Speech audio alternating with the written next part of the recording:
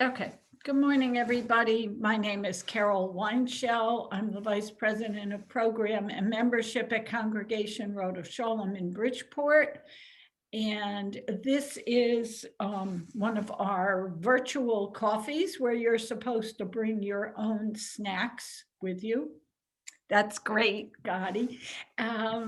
Because this is the celebration of Yom HaAtzmaut and a bit out of my comfort zone and knowing people to do this, I reached out to Toby Ayash, who you folks do not know, except Gadi knows, who was the tour director when Sue and I went to Israel, luckily in November of 2019, before it was locked down and before we were locked down.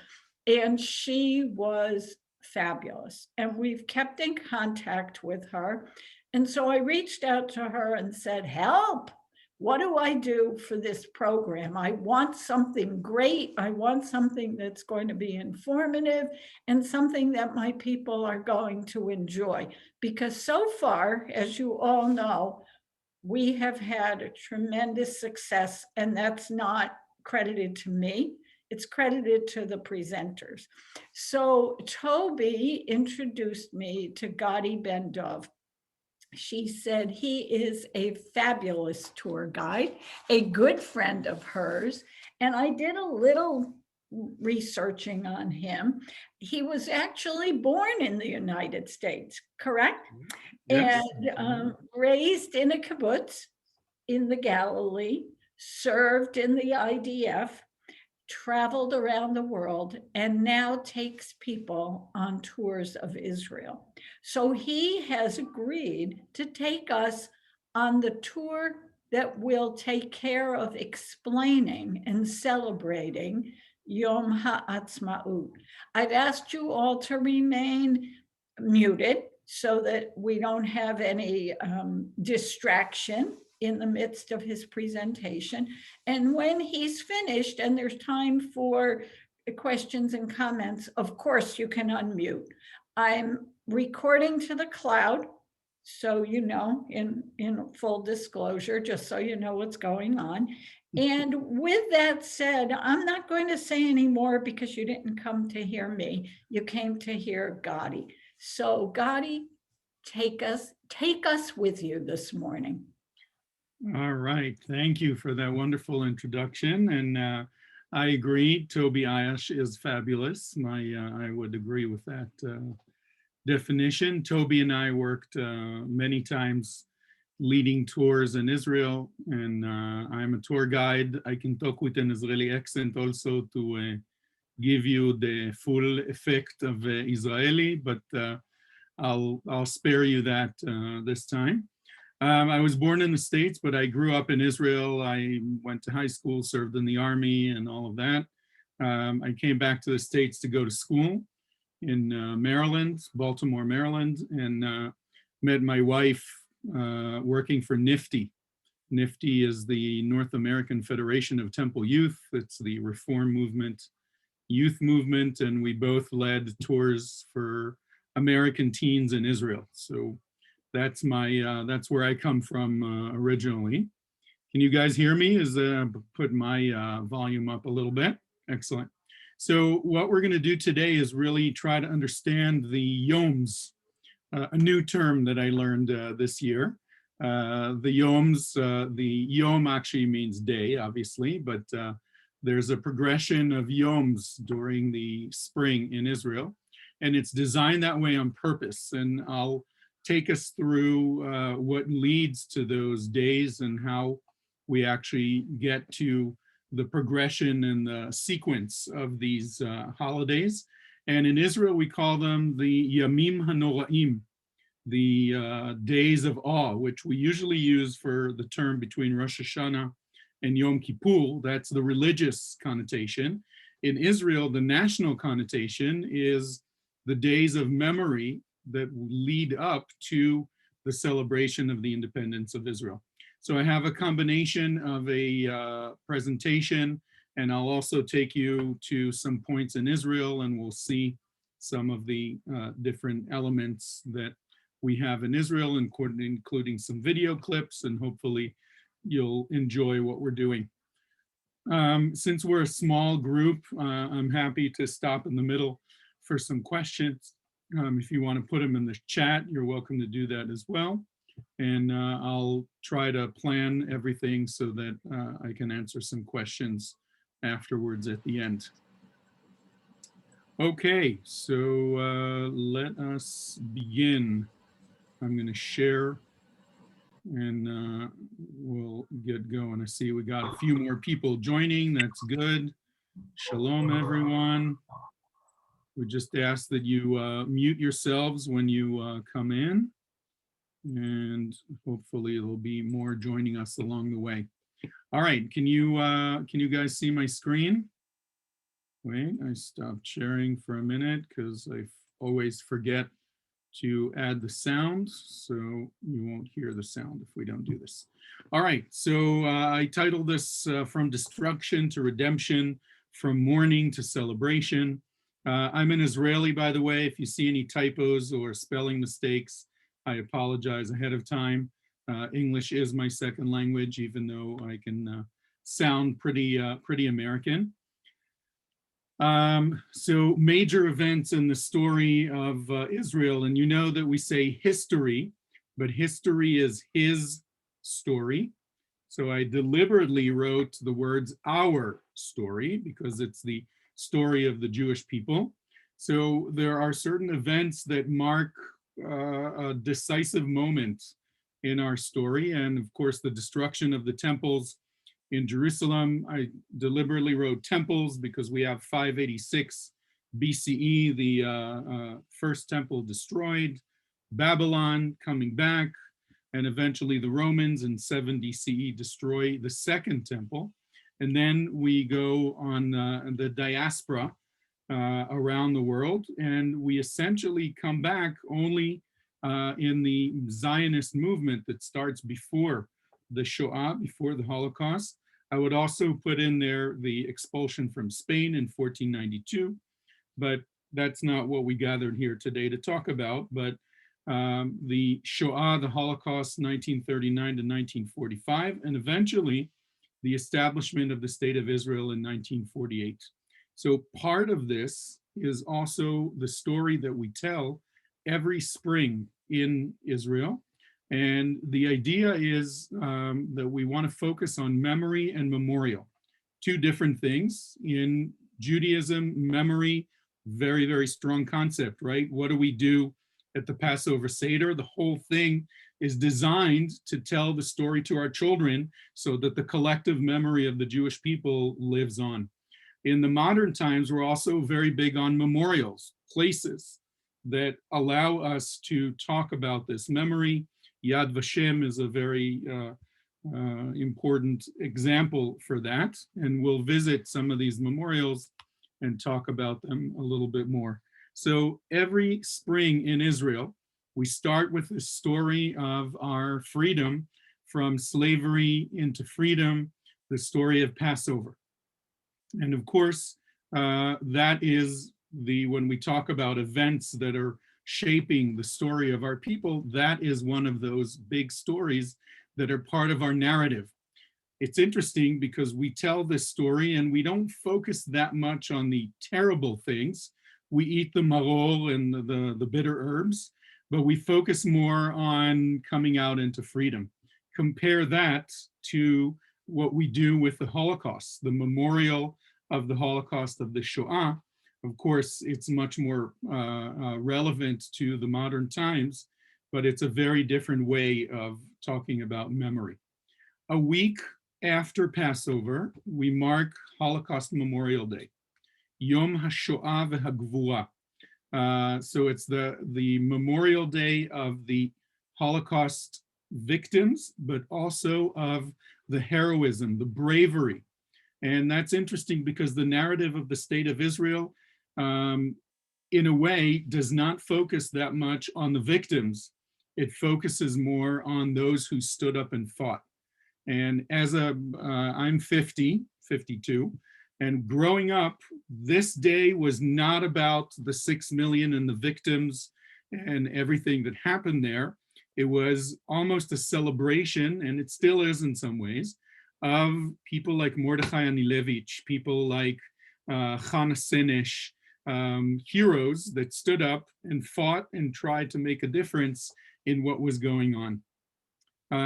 That's always the Wednesday after Pesach.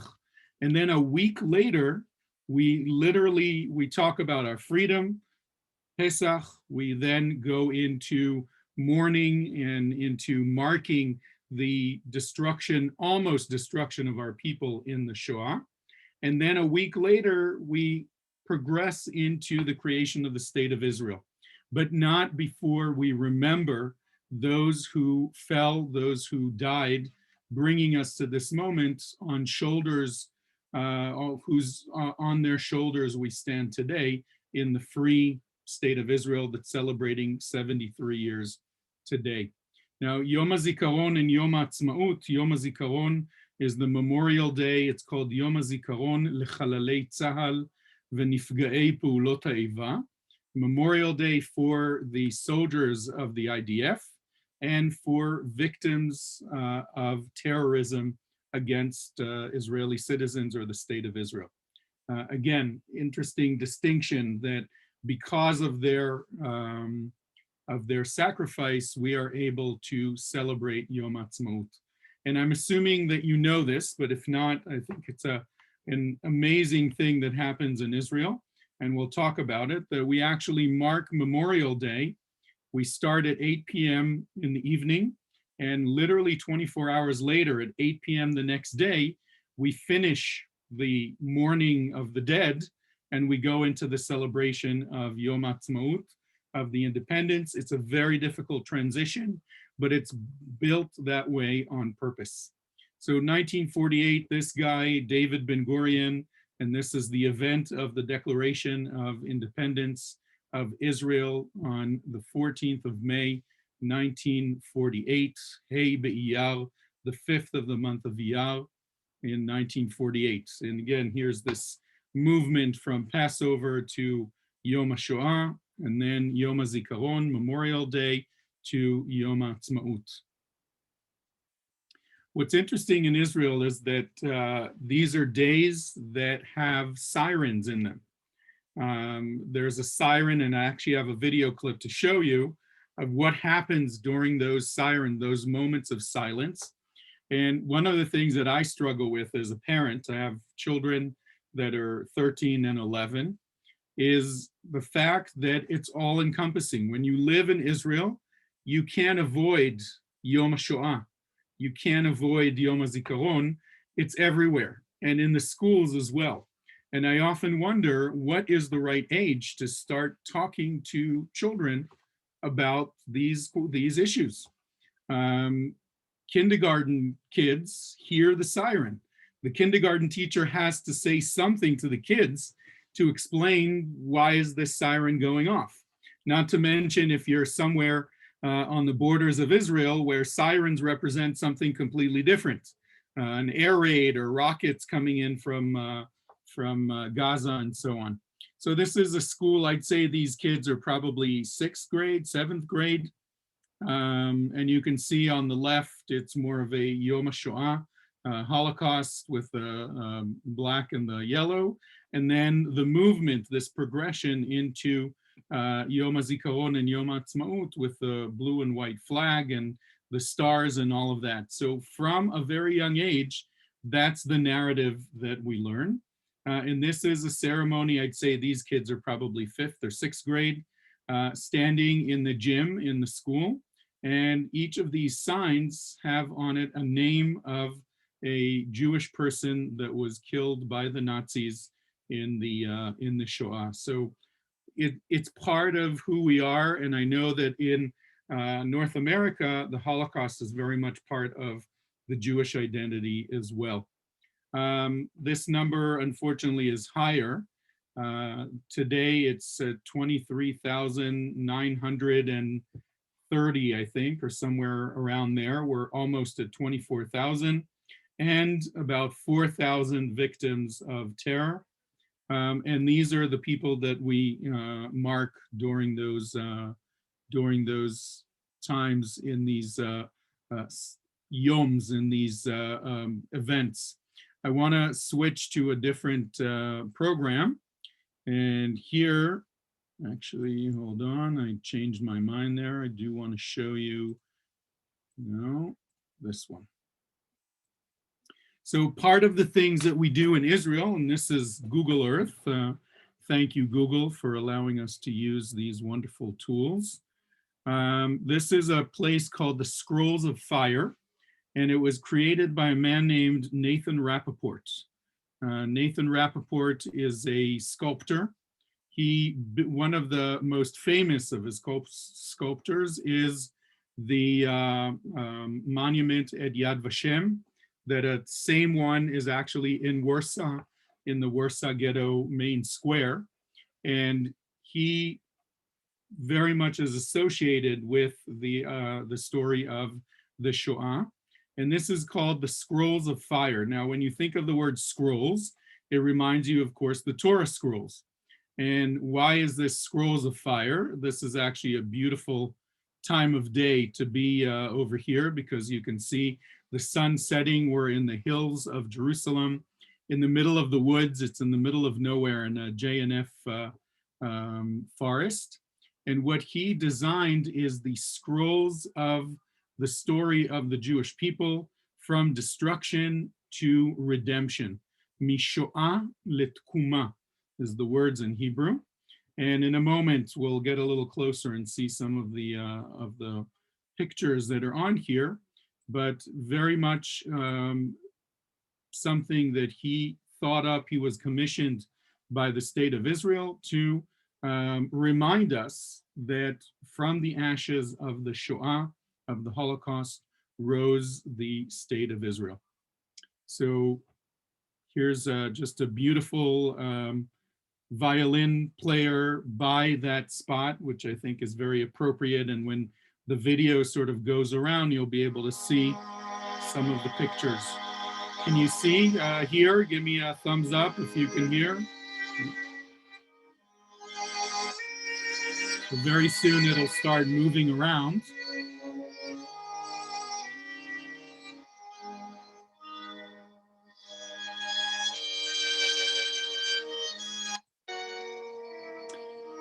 And you can see how Rappaport shows the pain of our people being forced into these, you can see the barbed wires, death camps, forced labor. So that's the Holocaust, the Shoah. But people are looking up, perhaps looking up to God. And some of them are able to make the move, the walk, the voyage to Eretz Israel, to the land of Israel. And eventually you can see the menorah, the symbol of Israel, coming back to the land, and even an angel up above announcing the arrival back of the Jewish people to our homeland. So very interesting piece, and I have a few more of the pictures here. This is what it looks like. And this specific one is very interesting because when you look at the different layers here, you can see people fighting, and above, a very interesting connection to the Arch of Titus. The Arch of Titus, the menorah looks like these guys carrying the menorah. It's the same angle, very similar to the Jewish slaves bringing the menorah to Rome after the destruction of the temple. But here, the people who are bringing the menorah are strong Jews. They're fighting. Above, you have an angel announcing with a trumpet, announcing the re-arrival or the return of the menorah, the Jewish people, back to our land, and the strong Israeli army up at the top. So again, his connection of from Shoah letkuma, from the destruction to the redemption. He also built quite a few other statues. This is Mordechai Anilevich, the leader of the Holocaust, of the Warsaw Ghetto Uprising. There's actually a kibbutz named Yad Mordechai, the memorial of Mordechai. Remember, I told you that the state of Israel is more focused on the heroism that, and shines a light on those who stood up and fought rather than those who were killed in the Holocaust. We commemorate them too, but the narrative that Israel, the official Israel, shares with the kids growing up is, look at these guys that stood up and fought and gave the ultimate sacrifice of their lives. And here is Nathan Rappaport. He was a Polish Jew, was already a renowned sculptor in Poland before the war. And here, this is a model of those of that memorial that he shares.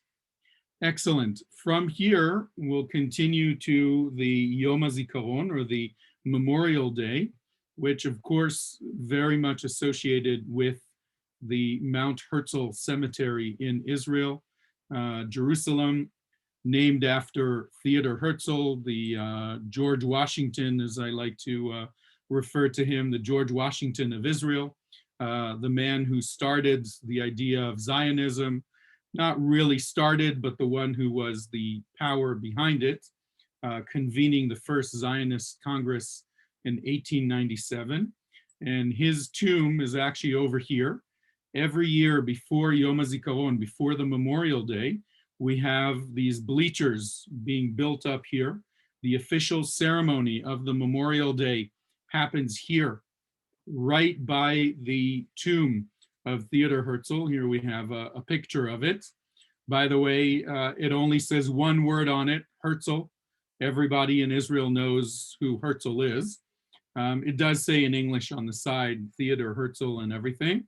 But what you're seeing here is essentially the bleachers that I showed you. And in fact, you have over here, the army soldiers practicing with the flags for the official ceremony of the State of Israel of Memorial Day that starts a week after Yom HaShoah, the Holocaust Memorial Day, 2 weeks after Passover and the Passover Seder, the story of our freedom from slavery into freedom. So the ceremony takes place here. It starts with a siren at 8 p.m. on the evening of the week after Holocaust Memorial Day. And at that moment, there is people stand for a moment of silence. And the next day, we have several ceremonies in different places around the country. And we'll show that in a moment. Here we are. At the same time, we have a ceremony that takes place at the Western Wall. And this light, or this flame, this Yortzeit candle, essentially, is placed there with an honorary guard throughout these 24 hours of mourning by the Western Wall, which is, of course, symbolic to what we started with this morning, the idea of the destruction of the temple and the connection that here we are, the proud Jewish people, back in our homeland once again. At the cemeteries at 11 a.m. the next morning, there are ceremonies. This is BC, as I like to say now, before COVID. You can see people are sort of crowded in. Last year, unfortunately, because it was right at the beginning of all of this COVID mess, families were not allowed to come to the cemetery to come to the tombs of their, to the graves of their loved ones. It was a very big argument in Israel. How can we not allow, pandemic or no pandemic, how can we not allow these family members to come on this Memorial Day, the official day of mourning, not allow them to come?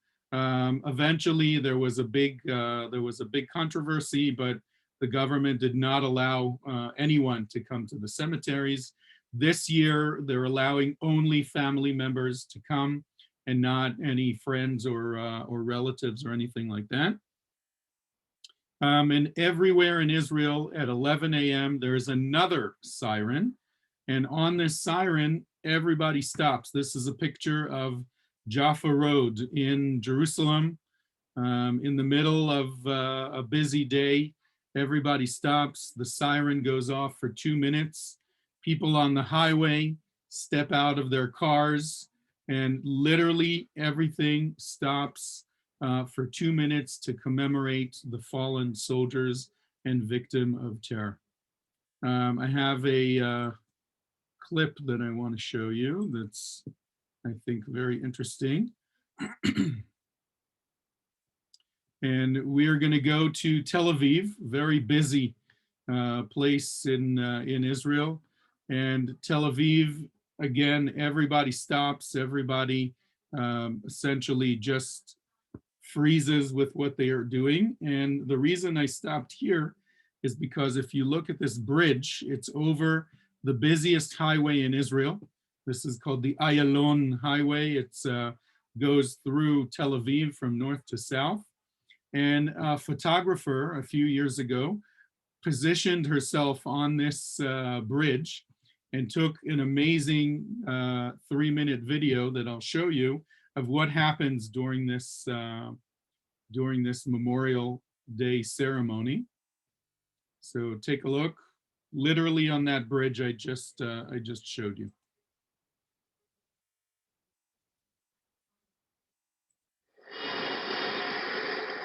So it's almost 11 a.m. People are starting to realize what time it is, starting to pull over.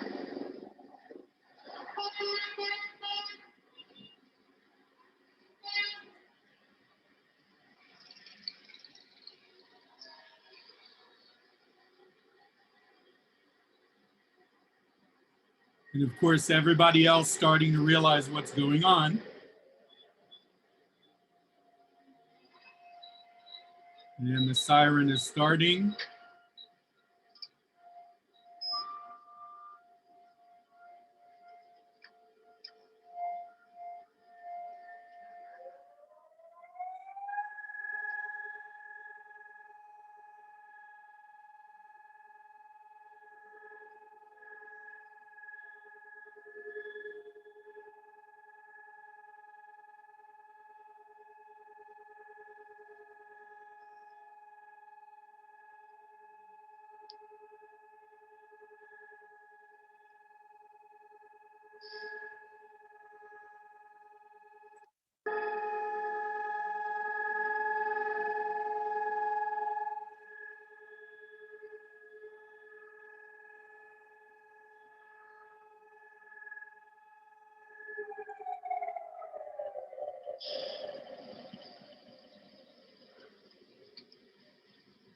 And to us as Israelis, this seems, I wouldn't say normal or natural, but it's part of what Israel is about, paying tribute to all of those who came before us.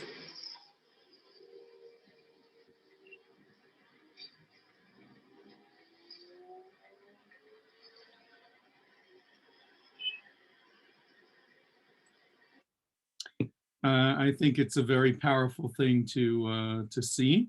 And one other clip that I wanted to show you, this was taken by 35 different photographers in Israel during the Memorial Day siren in different parts of the country. I think it's a very powerful thing to see as well.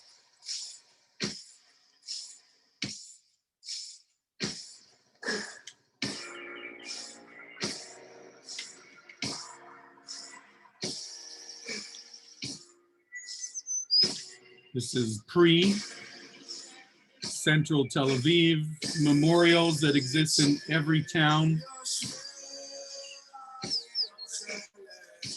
The army actually sends soldiers out to the cemeteries to put that flag and some flowers by each tomb.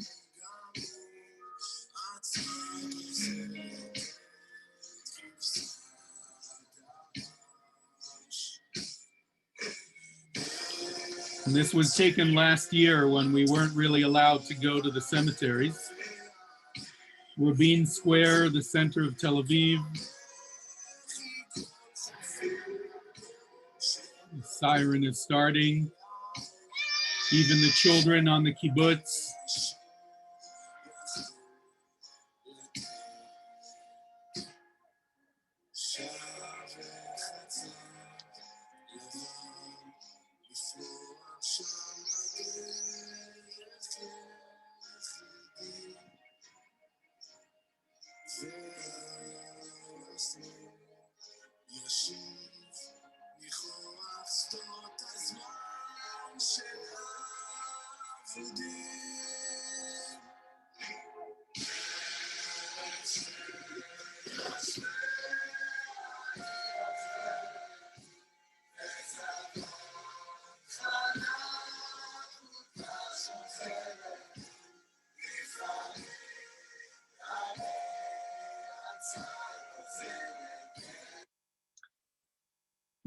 Anyway, this is some interesting things that happen in Israel, of course, during this Memorial Day.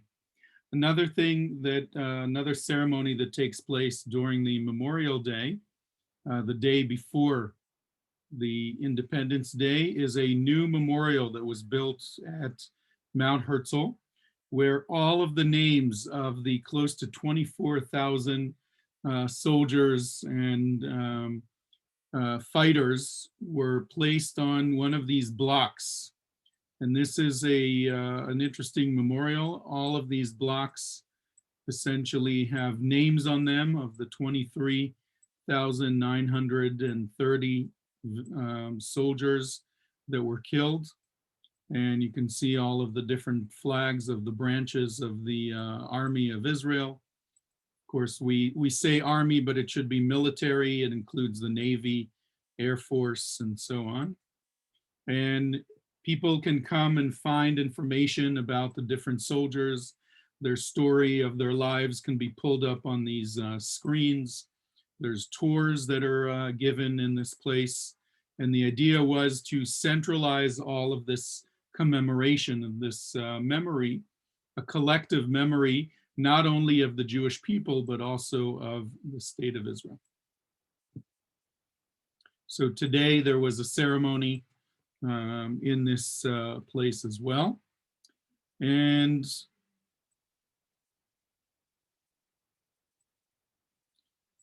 let's continue with our presentation over here.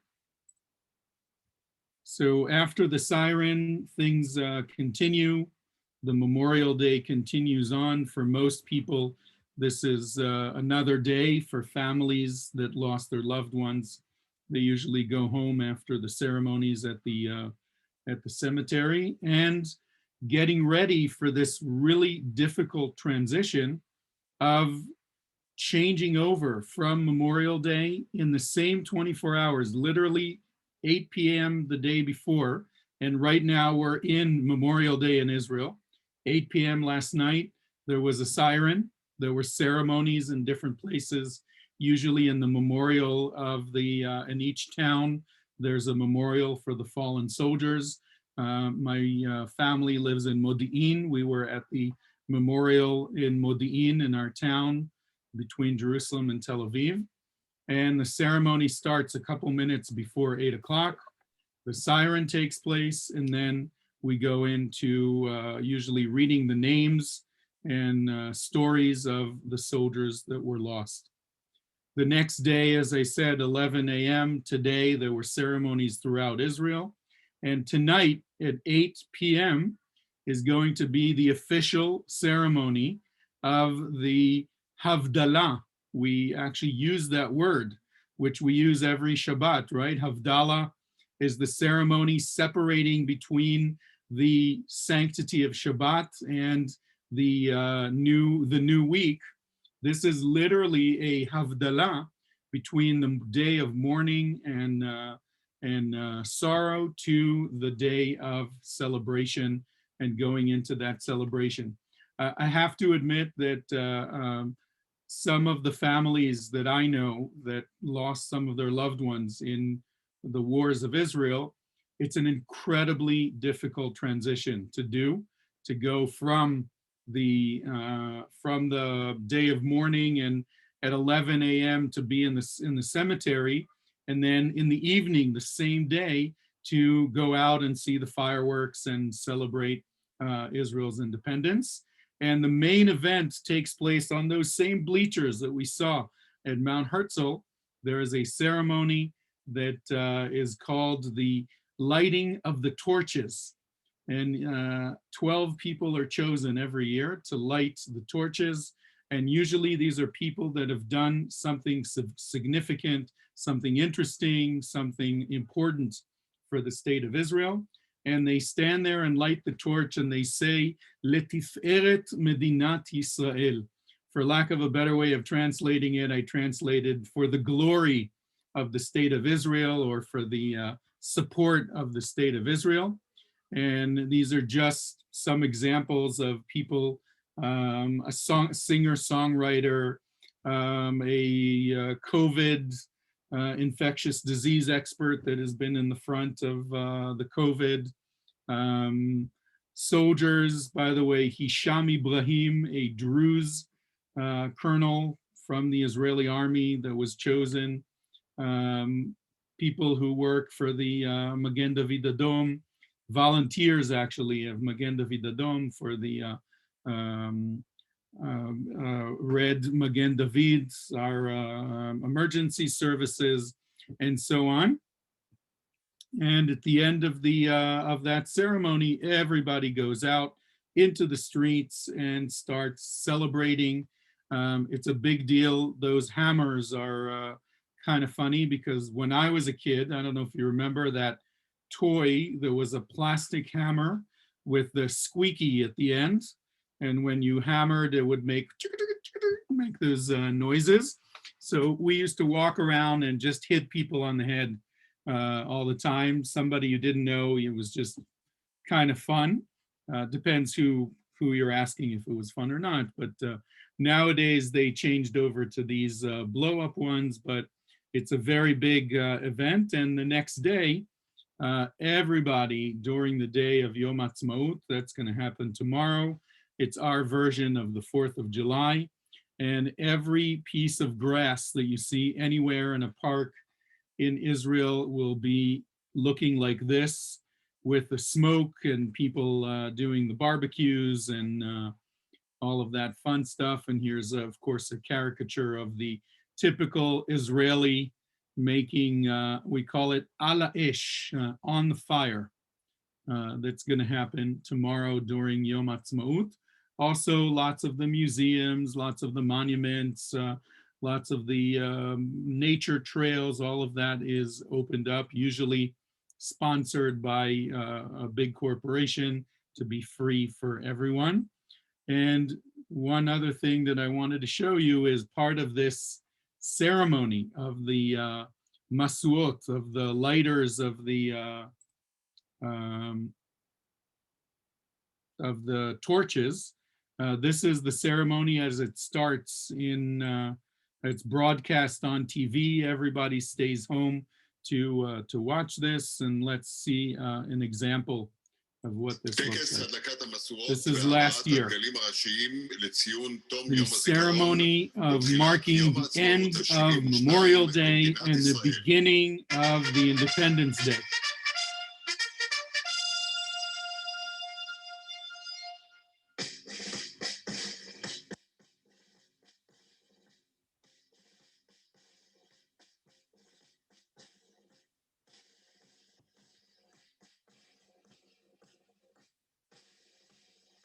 So this year's ceremony didn't happen yet. It's tonight at 8. And of course, performers, something, all the big shots. We're going to move ahead a little bit.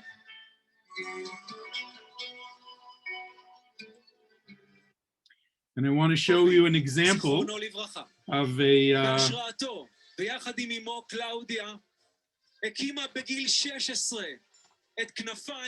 so the woman that we'll talk about is this woman. Her name is Adi Al-Shuler, and she started a special needs youth movement called Wings of Twinkie.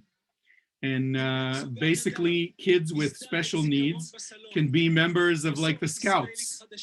Another thing that she started 3 years ago is a project understanding that Holocaust survivors are slowly disappearing from our view.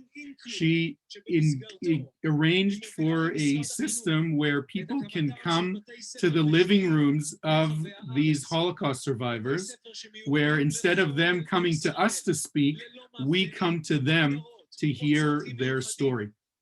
It was virtual, of course, in the last couple of years. And finally, an organization that helps bring all kinds of children to different schools and making them more inclusive to all of the population of Israel. So she was honored by the state of Israel to light this torch this year because of her efforts of bringing together different elements of the state of Israel, different populations, commemorating the memory of the Holocaust and so on. So here she is, very nervous, as you can see. My name is Adi, the daughter of Dorit and Erez Altshuler. I'm lighting this torch in honor of the Holocaust survivors that are still with us and for those who are not. We have no right to exist without you. Our memory, your memory, is planted deep in our hearts, and it shows us to the way for better days. In honor of all of the boys and girls sitting at home today, you are all worthy of love. You're all worthy of a dream. You all have a place in the world. You are all very special children. And for that little girl that's sitting at home right now and watching me on TV, the girl that feels the burning in her heart, that knows that she can work to make this world a better place. Don't let anyone cut down your wings or cut down your dream. I promise you, you can do anything you put your heart to. For those who are not giving up and changing the world, and in honor of the state of Israel, Letiferet Medinat Yisrael, and she's lighting this. It's a very big honor. She's only 37 years old, and I gave her as an example, but there are 12 of these that we basically sit there and watch. And as I said, it's a very big event in the for families. I remember sitting and watching this as a kid. Excellent. Any questions, my friends? Any remarks? Not everybody at once. Beautiful, beautiful, very moving. Yes, I'm curious. I'm just wondering, did the Arab citizens who live in Israel also celebrate Yom HaAtzmaut? I was going to ask. Sai, that's a very good question. The answer is yes. However, one would think, what kind of feelings do they have in terms of the celebration of the state of Israel? There are 2 million out of the 9 million Israeli population. Over 2 million of them are not Jewish. And they're Israeli, I'm talking Israeli citizens, not Palestinians that live in the West Bank or Gaza. They're not, those people are not citizens. And some of those populations serve in the army, some of them do not. I'll give you an example about the siren that we saw in Tel Aviv. Everybody stopped. If you're in Jerusalem, especially areas that are closer to the old city and East Jerusalem, some cars will stop, but some of them will keep going because for them, they don't see the need to stop and commemorate something like that. I'll give an example of the Druze population. The Druze are a minority that lives in Israel. They're about 2% of the population. And they're not Muslim, but it's derived from Islam. And they see themselves as full citizens of the state of Israel. Their children serve in the army. Many of them continue on to serve in the armed forces, police, and so on. And they have a military cemetery there as well. So that was a long answer to a short question, but the answer is they do mark the non-Jewish citizens do mark the Independence Day. Some of them are not interested in celebrating, but it's a day off for everyone. So clearly they don't go to work or they're off from work. A more complicated situation is at the end of the ceremony, we sing Hatikva, the national anthem of the state of Israel, that talks about Liot Am Chofshi Be'artzenu, to be a free people in our homeland. And we talk about Ein Letzion Tzofia, we look at the land of Zion with our hearts yearning to come back to the land of Zion and to have a Jewish state. I'm not sure a Muslim citizen or a Christian citizen or a Druze citizen would necessarily connect to that kind of a song. Just as a connection, in the swear-in of the new Knesset, the parliament that took place last week, at the end of the ceremony of the swear-in of the 120 members of the Knesset, they stand up and sing Hatikva. And some of the Knesset members that are not Jewish deliberately stand up and leave the room when we sing the national anthem. So there are some challenges with this whole ceremony and with this whole celebration. Israel is complicated. It's a wonderful place that I hope you love and connect to, but we're only 73 years old and we have some things to work out. So look how long it took you guys to figure out the issue of slavery and racial challenges and so on. Yes. So I don't know if anybody else, but I had a comment when my sister and I were in Israel and Toby took us, our group, to the cemetery.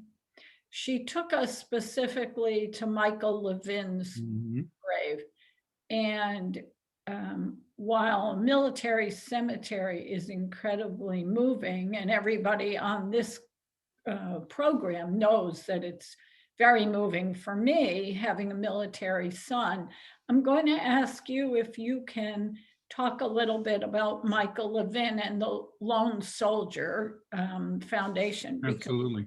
Toby was totally put away, for lack of a better word. And you can explain that probably better than I. Okay. Yeah, it's a difficult visit for her. Part of the soldiers in Israel are what we call lone soldiers, because they are Jews that live in other parts of the world, United States, France, Canada, Brazil, Argentina, wherever. And they come, they feel connected to the state of Israel, and they come at the age of 18 to 23, 24, most of them usually after college, to serve in the Israeli army. And Israel is very happy to accept them. It's hard enough to be a soldier in military service, but to be there without your family makes it even more difficult. The Israeli society wasn't really that aware of what was going on with these soldiers, even though there were some stories of some of these lone soldiers that were killed in some of the wars of Israel. The story that really brought this to the front of Israeli society and media was a man named Michael Levin, who was a kid from Philadelphia, went to Ramah camps as a teenager, and eventually spent a year in Israel. And when he came back from his gap year program after high school back home, he said to his parents, "I'm moving to Israel and I want to serve in the army." And eventually he did. And he joined the Israeli army. He was in the paratroopers, a very scrawny little short kind of guy, but insisted on serving in the combat unit of the infantry paratroopers. And eventually in 2006, there was a war that we call the Second Lebanon War with Hezbollah in Lebanon. And Michael was killed on the first week of that war. Our friend Toby used to be the camp director at Ramah. She was Michael's camp director. He has a twin sister, and she knows the family very well. And when the funeral was about to take place, they waited for the parents to come from the United States. But his friends were worried that since he doesn't have that many friends, because everybody is fighting in Lebanon, most of his relatives couldn't come.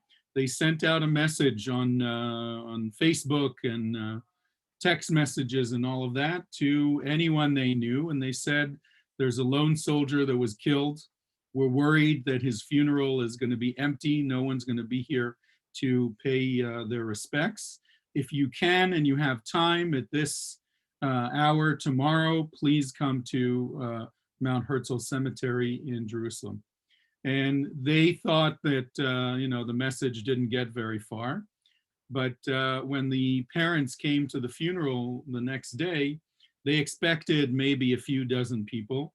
There were tens of thousands of Israelis that showed up to pay their respects and to honor this kid from Philadelphia who didn't have to, but chose to come and serve and be part of the state of Israel. And we visit his grave with every group that we go there. And what happened was that the state of Israel started realizing that in every given year, we have about 500 lone soldiers that serve in the Israeli army. And these are kids, as I said, that come, they're not necessarily have to be drafted, but they come from around the world. And the family of Michael Levin started a foundation. It's called the Michael Levin House, and they started with one in Tel Aviv, and now there's about 10, I think, around the country where these kids can come for the weekend, because when everyone goes home for the weekend to mom and dad to have a home-cooked meal and someone does their laundry, these kids don't have anybody to do that. So in the Michael Levin House, they have volunteers that make food every Shabbat. They have volunteers that wash their uniform and their clothes. And it's just a way that Israel starts to realize that there are people who love the state of Israel and give the ultimate sacrifice of leaving their families and coming to serve in Israel. Toby's children, by the way, she has 3 children. 2 of them are serving in the Israeli army. One already finished, and the last kid, is now in active duty in the Israeli army. And they're lone soldiers because their family, their parents, are still living in Philadelphia in the United States. Anyway, thank you for reminding me about that. I think that's a very interesting story about Michael Levin. There were several others afterwards that the same thing happened. Soldiers that were killed, especially in Protective Edge, the last real sort of war that we had in Gaza, 2014. There were same kind of thing happened. Because their family wasn't necessarily in Israel, thousands and thousands of Israelis showed up for the funerals of these kids and were there to support the family. Any other questions? Yes. Yeah, I just have a comment. I have a young cousin who made Aliyah and was serving in the IDF, and his family obviously was not there. He served in Protective Edge in Gaza, also in the infantry and everything. Thank God, Wow. He was not, injured or worse. And but when I saw him just a couple of years ago, because we have family reunions in the U.S., and he comes every couple of years for that. He spoke about what you mentioned about the lone soldiers and the program for that, and he was very grateful for that. Especially, now he's established in the society. He's out of the IDF now. He has many friends, et cetera, et cetera. But he was very grateful for that. So thank you for mentioning that. Yeah, absolutely. Is he still living in Israel? Yes. up in Herzliya, that area. Terrific. Very Yeah. good. Great. Yeah, it's I think it's very important that more Israelis know about that, and it's unfortunate that that's how it happened. But Michael Levin, 2006 was really the beginning of the understanding that these soldiers are here and that we should help them out and do something for them. Excellent. Any other questions, aha moments, something you want to share? Marion, do you want to share something? Because I think Gadi would be very interested in what you do. You're, Oh, I'm a participant in the organization Sarel. Are you familiar? Yes. So for 27 years, I have gone to Israel. I put on the Israeli uniform and do volunteer work on an army base. Right. And my husband and I do that. And we do whatever work that they request, be it painting, organization, or whatever it is that they would like to have done. We're there to do it. And Terrific. Yeah, it's a great program. thank you. And it's part of our life, what we do. So it's Terrific. and I very hope you'll be meaningful able to us. to come back soon to I'm hoping so. visit us. Yeah. you were there when you were, in quotes, thrown out because we were going on lockdown. Am I Right. correct? When I was there last year, I had intended, I stay in Israel for 3 months to do the program. After 2 weeks, they said, go home. So we had finished an assignment and that was it. We packed up and came home. Yeah. Yeah. Well, there's officially letting tourists in groups back in on May 23rd. So hopefully they're going to try it out first and see how that works. But I'm hoping that in the next couple months, we'll be able to receive tourists once again, because as a tour guide that makes a living from tourists that come to visit, it's been a rough year. So we're ready for the tourists to come back. So does anybody else have any questions, comments for Gadi before I wrap it up? Anybody? Oh. Okay. Jackie? I just want to say, Gadi, thank you so much. I'm so speechless. I found this very, very emotional. It was very interesting, and we really appreciate that you shared all of this with us. It was a very informative talk. Thank you. Thank you. I appreciate it. Toda rabah. Ein davar. You know, I don't think people realize how difficult it is to flip emotions from being sad to happy and vice versa. And that is so much a part of military families in particular. They just, you know, have to compartmentalize in ways that the average person doesn't really recognize. And I've learned that, I've seen it. It's hard to understand, but they do it. And it's certainly something that Israelis do and do well. So on behalf of Congregation Rodeph Sholom, I want to thank you. This has been very informative. I knew it was going to be good. I just didn't know how good it was going to be. And I want to thank you so much.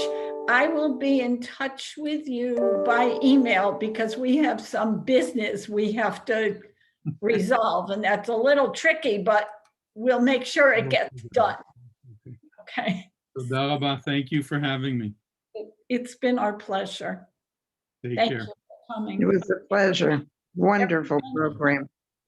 Thank you. Very nice. Happy Very Yom nice. Tov. Thank Stay you. safe, everybody. And our Thank last Thank you. program is April 28th with Dr. Leonard Greenspoon, Nima's cousin, who's going to be, his topic is going to be biblical translation. So I will see you then from Connecticut. Thank you so much again. It was Everybody. Thank you, Gadi. Bye-bye. Shalom. Bye-bye. Thanks, Cheryl. Very good Thank program. you. Thank you. My pleasure. Have fun in Virginia, Carol. Thank you.